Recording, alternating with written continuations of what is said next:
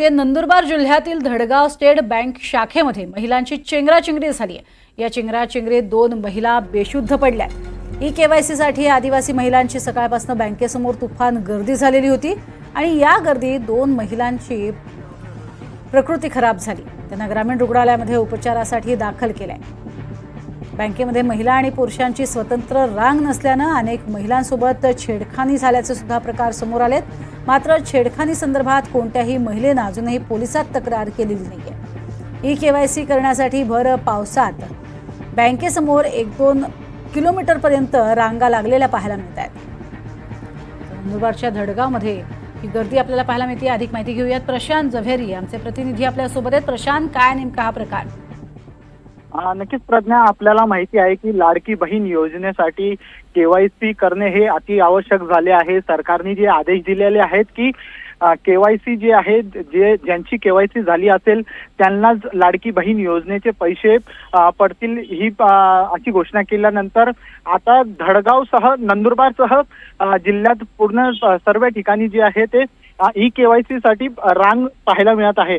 नंदुरबार जिल्ह्यातील धडगाव तालुक्यात स्टेट बँकेत सकाळी 7 वाजल्यापासून जी आहे ती महिलांनी रांग लावली होती आणि या रांगेत जे आहे ते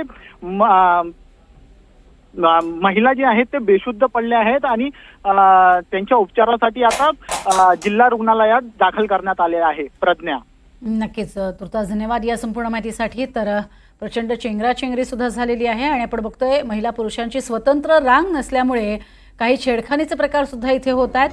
मात्र लाडकी बहीण योजनेअंतर्गत पैसे मिळणार असल्यानं मात्र बँकेत केवायसी करणं हे सुद्धा अनिवार्य असल्यानं इथे हे प्रचंड 2-2 किलोमीटरपर्यंत रांगा लागलेल्या आहेत।